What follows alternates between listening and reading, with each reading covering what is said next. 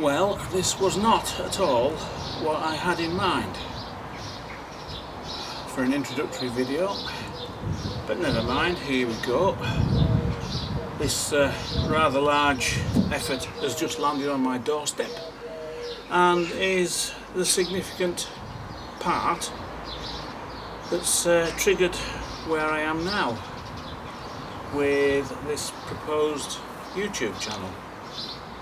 So my name is Mike and I live in England, northwest of England, about 6 miles from Barrow-in-Furness. I have machines, I have a house, all inherited from my father or parents, and things have been neglected for a number of years, and over the last year I've been more interested in getting the machines running again and doing something with them. Last year I found I was having problems keeping the rust at bay and bought a dehumidifier for the garage. I then found running that overnight I had electrical problems, so I shall now explain the electrical situation and why I've ended up with a generator like this. The garage over there used to be fed from the house via an overhead wire which went round the top of that window and along there and then down this window and into the house there. Now the wire goes down into blue tubing, which annoys a lot of people, and that runs underground to the garage.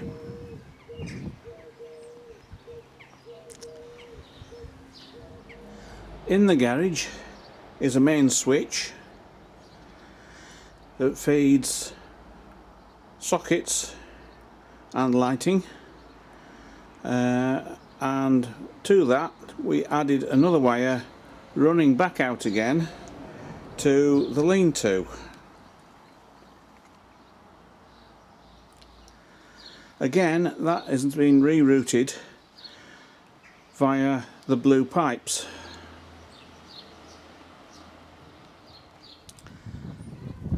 Like a lot of things around here, the lean-to is in a terrible state of dereliction. Although the primary framework is all intact, tidying up and reglazing would bring that back into use. The house was attacked by ivy, which has now been dealt with, and that just needs picking off, which is quite a task in itself. The electrical feed to the lean-to fed one light and one power socket, which was used to run incubator type heated seed trays. The wire have been disconnected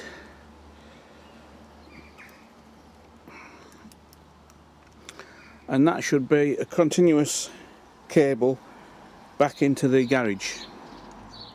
Here back in the garage is the other end of that cable, marked with lean-to. That's upside down, but never mind. Despite the power to the lean-to being disconnected in the garage, I discovered down here the main feed to the garage had been broken into and all the wires joined together. So while the garage was powered up, there was still power going to the lean-to, and that's why I could hear bangs in the night while running a dehumidifier through the night in the garage.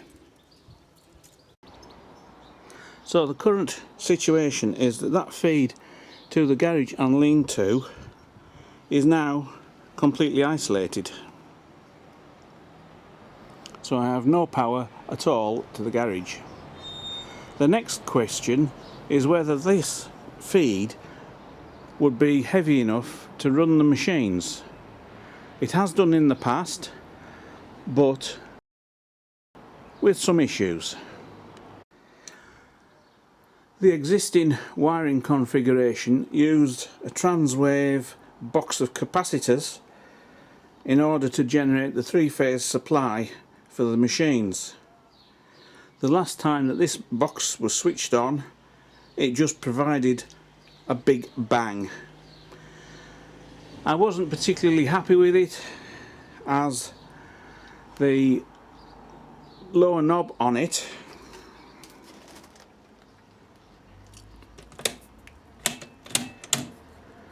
which has 8 positions is used to tune the necessary number of capacitors for the load, and when you are machining, the load can vary. So although we found position 4 was quite satisfactory, we had to increase it to 5 for the heavy cuts. We also were not sure that this provided an equal supply on the 3 phases, and since installing it we've had to replace a motor on the lathe and a motor on the milling machine. However, we don't know whether the motors were damaged before we got them with the machines. For the past 6 months I've tried to be making my mind up how I'm going to power up the machines again. The lathe has a switch here for reversing the motor.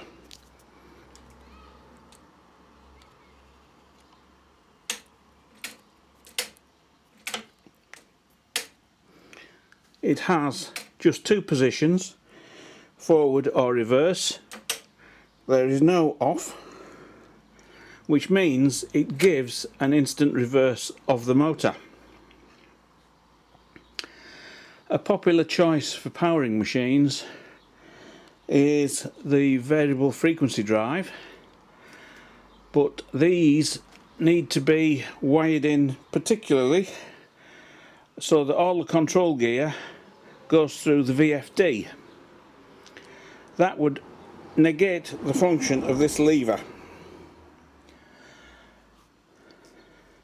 The VFDs do not like motors to be started and stopped through the original switchgear or reversed. There are other options for powering the machines: rotary converters, rotary transformers, and probably a couple of other options. I couldn't find a satisfactory option that suited me, and so in the end I decided to go for a 3-phase generator. This will adequately run both machines at full load and be completely independent of any power supply. It will also be dual purpose as an emergency backup power supply to the house should the mains fail, or also be a power supply in a remote location if ever I need to access power where there isn't any.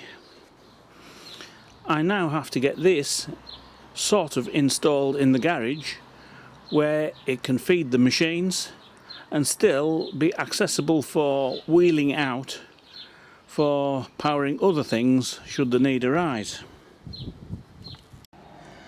As that is the door, this is where the generator is going to come in and go out if it needs to go out. So the obvious place to put it is here, which means I've got to clear all this clutter to get the generator in that space there. So that is now my next job.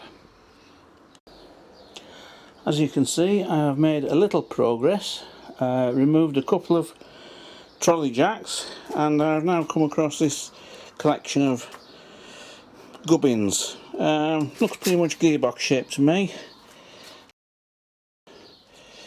Anyway, don't want it, so the whole lot's going in the bin. There's an engine crane there. That's not going in the bin. Don't know where that's going. Bucket of cogs into the bin.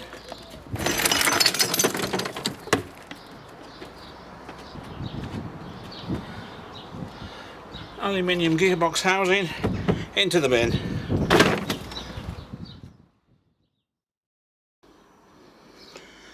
So just to end this video, and just to confirm that I've made space and got the generator in. It's doing wonderful here at the darkness pictures, but it is there. Well, that was a nice 11-minute video of the general issue of getting electrical power back into the garage. Obviously it's going to be fairly daft to run the generator to run general power in the garage, and I think looking at the existing wiring and getting that working for at least lighting and light power. Think about it, light power, yeah. Not heavy power, light power, as well as light power and not dark power.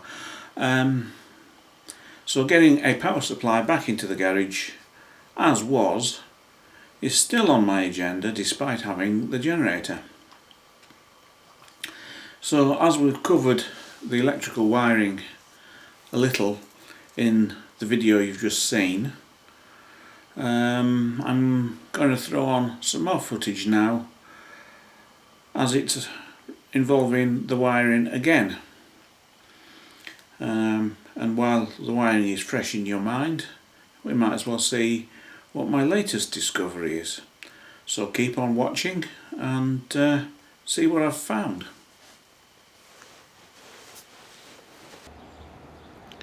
Just to recap, we've got a wire coming out of the house there, now going down the windowsill and into blue pipes there. Then it runs underground, comes out at the lean-to there, where it continues in that pipe all the way to the garage over there. I mentioned previously that the wire went straight from the house to the garage uninterrupted, and then another wire came back to this point from the garage to give power into this dilapidated greenhouse or lean-to. In recent discoveries, I found in this corner a rather bizarre electrical junction made up of connector blocks wrapped in paper, tape, plastic bottle, something completely unprofessional. And I found more wires here than I was expecting. Moving back into the garage, into the incredible darkness, we have this wire here, which is the feed to the garage, and that wire there is the feed back out to the lean-to. This one running across here is disconnected and was... That's a chainsaw. It is electric chainsaw, but it's nothing to do with that wire there. That was feeding the box of capacitors that was providing the three-phase up till 15 years ago, and it went bang. So we have two wires going down the wall there, which is correct and as expected. Shut myself in here, bend down, and we look in this corner. We find more wires connected together in some weird kind of insulation tape, newspaper, and God knows what. So that is one of my dad's bodge-ups of electrical connections. So I need to get that pulled apart to see what's what and disconnect anything that's wrong. Probably most of it. And that's why I'm in the dark in here, because lack of electric supply, because it's all isolated, because I don't know what's connected to what anymore. In the meantime, I've made a temporary lash up with that white cable that's connected to the blue connector, runs round the back of the generator, and is now sitting on the milling machine, providing me with one socket and one ammeter as a temporary installation. That ammeter is planned to go into a panel that will be not permanently connected to the generator, but as part of the generator power supply system.